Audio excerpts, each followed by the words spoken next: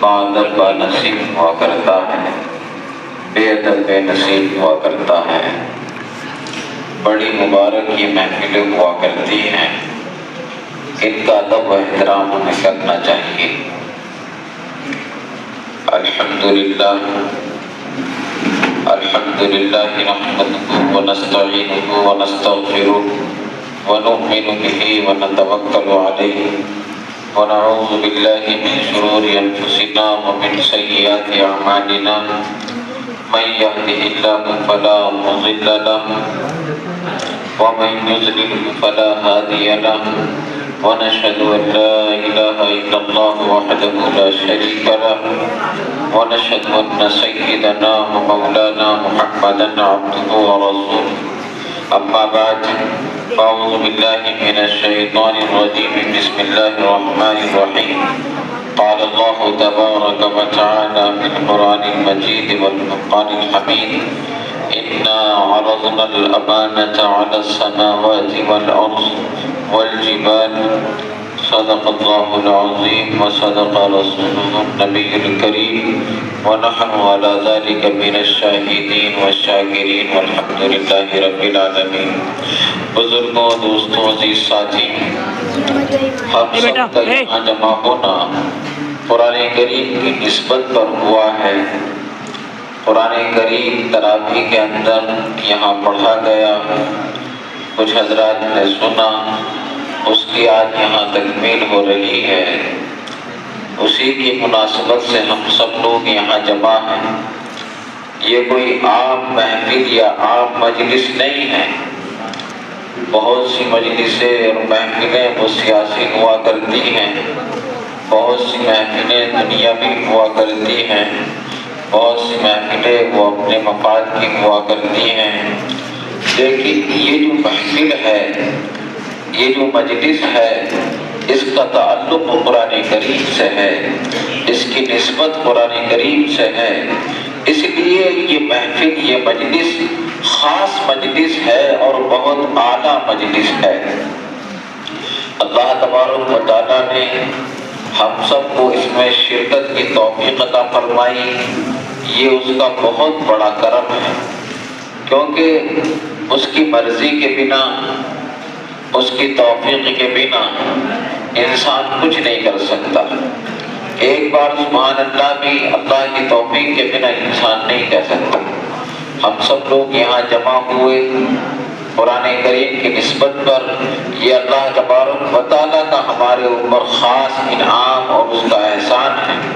شاعر کہتا ہے: میری طلب بھی اسی کے کرم کا صدقہ ہے، میری طلب بھی اسی کے کرم کا صدقہ ہے، قدم یہ خود نہیں اٹھتے اٹھائے جاتے ہیں۔ اللہ تبارک و تعالیٰ نے ہمارے لیے بھلائی کا، اچھائی کا، عافیت اور سلامتی کا معاملہ فرمایا، تو ہمیں اس مجلس کے اندر شرکت کی توفیق عنایت فرمائی۔ دعا کریں کہ اللہ تبارک و تعالیٰ اس مجلس کی نسبت سے ہماری تمام پریشانیوں کو دور فرمائے اور اس مجلس کو شرف قبولیت عطا فرمائے اور ہم سب کی مغفرت اور نجات کا ذریعہ بنائے، اور دنیا میں اس مجلس کو ہماری ترقیات کا ذریعہ بنائے۔ حاضرین، قرآن کریم یہاں پڑھا گیا، یقیناً بہت ہی مبارکباد کے مستحق ہیں وہ حضرات جنہوں نے تراویح کے اندر قرآن کریم کو سنا اور جنہوں نے قرآن کریم کو پڑھا۔ یہ اللہ تبارک و تعالیٰ کا خاص انعام اور اس کا خاص فضل ہوا کرتا ہے۔ انسان کی اتنی سکت نہیں ہے، اس کے اندر اتنی صلاحیتیں نہیں ہیں کہ وہ یہ سب کر سکے۔ میں نے قرآن کریم کی جو آیت پڑھی ہے خطبے کے بعد،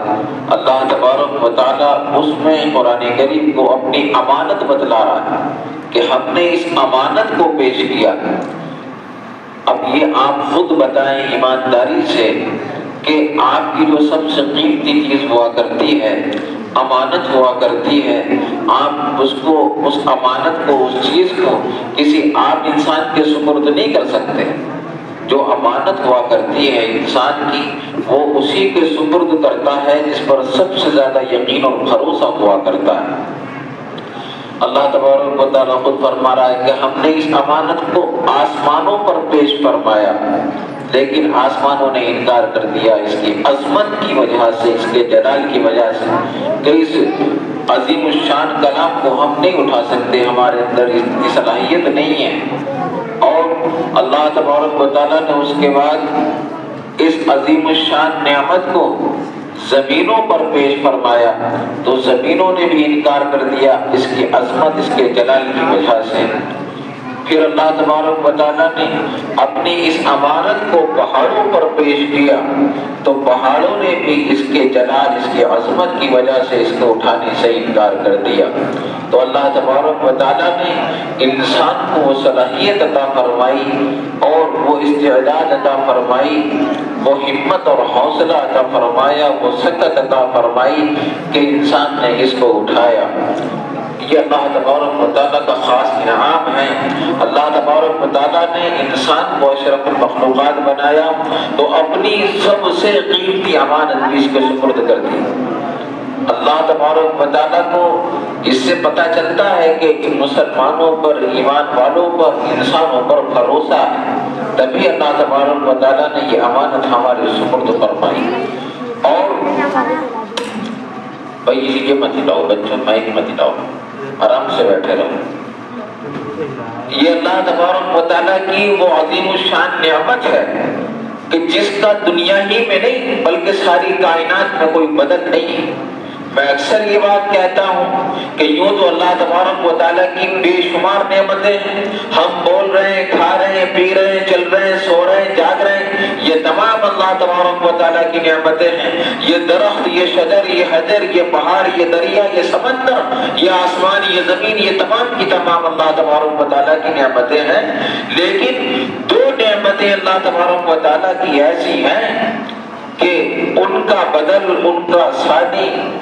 ساری کائنات میں کوئی نہیں۔ میں ساری کائنات کی بات کر رہا ہوں، صرف دنیا ہی کی بات نہیں کر رہا۔ دنیا میں اللہ تبارک و تعالیٰ نے اتنی نعمتوں سے ہمیں سرفراز فرما دیا کہ ہم ان کو شمار نہیں کر سکتے۔ اللہ تبارک و تعالیٰ قرآن کریم میں ارشاد فرما رہا وَإِن تَعُدُّوا نِعْمَتَ اللَّهِ لَا تُحْصُوهَا، کہ اگر تم میری نعمتوں کو شمار کرنا چاہو گے تو شمار نہیں کر سکتے۔ لیکن وہ تمام اللہ تبارک و تعالیٰ کی عمومی نعمت ہے۔ دو نعمتیں اللہ تبارک و تعالیٰ کی ایسی ہیں کہ ساری کائنات میں اس کا کوئی بدل نہیں ہے، کوئی ثانی نہیں ہے۔ ان میں سے ایک نعمت ہے قرآن کریم کی، اس کا بدل، اس کا ثانی ساری کائنات میں نہیں ہے۔ یہ ایسی نعمت ہے اللہ تبارک و تعالیٰ کی۔ اور دوسری نعمت ہے حضرت محمد صلی اللہ علیہ وسلم کی ذات اقدس، وہ بھی اللہ تبارک و تعالیٰ کی ایسی نعمت ہے کہ ساری کائنات میں اس کا کوئی ثانی اور بدل نہیں۔ اور یہ ہماری خوش قسمتی ہے، اس امت کی خوش نصیبی ہے کہ اللہ تبارک و تعالیٰ نے یہ لازوال بے مثال نعمتیں اس امت کو عنایت فرمائی۔ تو ہمارا کیا فرض بنتا ہے کہ ہم ان کی قدردانی کریں، ہم ان کی حفاظت کریں، یہ ہماری ذمہ داری ہے۔ قرآن کریم اللہ تبارک و تعالیٰ کی وہ عظیم الشان کتاب اور وہ عالی شان کتاب ہے، وہ عالی شان اللہ تبارک و تعالیٰ کا کلام ہے کہ اسی کو یہ شرف حاصل ہے۔ آپ نے بارہا سنا، بار بار سنتے ہیں کہ آسمانی کتابیں اور بھی ہیں، تورات، زبور، انجیل، لیکن وہ اللہ تبارک و تعالیٰ کی صرف اور صرف کتاب ہے، اللہ تبارک و تعالیٰ کا کلام نہیں ہے۔ اللہ تبارک و تعالیٰ کا جو کلام بھی ہے اور جو کتاب بھی ہے وہ شرف حاصل ہے قرآن کریم۔ اور قرآن کریم کی عظمت، قرآن کریم سے محبت یہ ایسی چیز ہوا کرتی ہے کہ یہ انسان کو ذرے سے آفتاب بنا دیا کرتی ہے۔ قرآن کریم کی آپ محبت کریں گے، اس سے انسیت رکھیں گے، اس پر عمل پیرا ہوں گے تو آپ یقین جانیں کہ اللہ تبارک و تعالیٰ ہر اس انسان کو جو اس سے وابستہ ہو جاتا ہے، جس کی نسبت اس سے ہو جاتی ہے، اس کے مقام اور مرتبے کو بڑھا دیا کرتا ہے، ذرے سے اٹھا کر اللہ تبارک و تعالیٰ آفتاب بنا دیا کرتا ہے۔ آپ یقین نہیں کر سکتے۔ ایک واقعہ میں نے پڑھا، پاکستان کے کسی علاقے کا وہ واقعہ لکھا کتابوں کے اندر کہ ایک بہت ہی بدصورت لڑکا تھا، دیکھنے میں بہت ہی زیادہ کالا تھا، بہت زیادہ لاغر تھا، دبلا تھا، پتلا تھا، اس کی کوئی حیثیت نہیں تھی، پورے علاقے میں اس کے تھے، معاشرے کے اندر اس کا یہ معمول تھا، اس کا یہ مقام اور مرتبہ تھا کہ اس کو کوئی اپنے پاس بٹھانا پسند نہیں کرتا تھا، اپنے پاس کوئی کھڑا کرنا پسند نہیں کرتا تھا، اس سے کوئی گفتگو کرنا پسند نہیں کرتا تھا، یہ معاملہ تھا، اس کی کوئی وقت اور کوئی عزت نہیں تھی۔ اس کے گھر والوں نے اس کے ساتھ میں یہ معاملہ کیا کہ اس کو کچھ بکریاں لے کر دے دی، سارے دن وہ بکریاں چراتا تھا، دھوپ میں، کڑی دھوپ میں وہ بکریاں چرایا کرتا تھا، اس کے پاس نہ کھانے کے لیے کوئی سامان ہوا کرتا تھا، نہ پینے کے لیے کچھ ہوا کرتا تھا، نہ چھاؤں کا کوئی سامان میسر تھا، بڑی عجیب و غریب وہ زندگی گزار رہا تھا، بڑی مشقت کی زندگی گزار رہا تھا، بڑی ذلت کی وہ زندگی گزار رہا تھا، بکریاں چراتا تھا اور افسوس کرتا تھا اپنی زندگی پر کہ میری کیا زندگی ہے، دھوپ میں، خطرناک دھوپ میں بکریاں چراتا ہوں، نہ کھانے کو میسر آتا ہے، نہ پینے کو میسر آتا ہے، اپنے پاس کوئی بٹھانا پسند نہیں کرتا، کوئی گفتگو کرنا پسند نہیں کرتا، کسی بھی طرح کی کوئی معاشرے میں، سماج میں عزت نہیں۔ اس کے ساتھ میں پھر یہ معاملہ ہوا کہ اس کا ایک دوست تھا، اس نے کہیں دور جا کر مدرسے میں داخلہ لے لیا،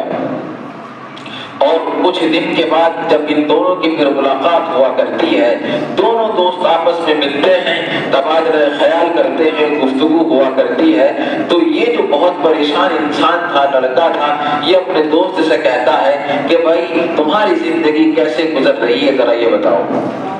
تو اس کا وہ دوست جس نے مدرسے کے اندر داخلہ لے لیا تھا، وہ کہتا ہے کہ بھائی میں تو اب بہت زیادہ سکون سے ہوں، اللہ کا فضل ہے کہ میں ٹھنڈی چھاؤں میں بیٹھتا ہوں، صبح کا ناشتہ بھی ملتا ہے، دوپہر کا کھانا بھی ملتا ہے، شام کا کھانا بھی ملتا ہے، بہت آسانی کے ساتھ میں قرآن کریم پڑھتا ہوں، اور مجھے ہر طرح کی سہولتیں میسر ہیں مدرسے کے اندر، میری زندگی تو بڑی عالیشان گزر رہی ہے، تم اپنی بتاؤ کہ تمہاری زندگی کیسے گزر رہی ہے۔ وہ کہتا ہے کہ میری زندگی بہت ہی زیادہ بیکار گزر رہی ہے، سارے دن بکریاں چراتا ہوں، دھوپ میں رہتا ہوں، چھاں میسر نہیں آتی، کوئی سماج میں عزت نہیں، کھانے کے لیے کچھ نہیں، پینے کے لیے کچھ نہیں، میں اپنی زندگی سے عاجز آ گیا، بہت زیادہ پریشان ہوں، اور میں تو یہ دعا کرتا ہوں ایسی زندگی سے تو بہت اچھی، تم اپنی زندگی کی بات بتا رہے ہو، تمہاری زندگی بڑی اچھی گزر رہی ہے، تو خدا کے لیے ایسا کرو مجھے بھی یہاں سے بھگا کر لے چلو، اور میں بھی تمہارے ساتھ داخلہ لے لوں گا، اور میری زندگی بھی اچھی گزر جائے گی۔ اس کے دوست نے اس کی بات کو مان لیا اور کہنے لگا کہ ٹھیک ہے، میں جب جاؤں گا تو تم بھی میرے ساتھ چلنا، میں اپنے استاد سے بات کر لوں گا، تمہارا بھی داخلہ کرا دوں گا۔ اس نے یہی کیا، گھر والوں کو بنا بتائے راہ فرار اختیار کر لی، اور یہ اپنے دوست کے ساتھ مدرسے چلا گیا۔ مدرسے کے اندر اس کے دوست نے اپنے استاد محترم سے کہا کہ اس کا داخلہ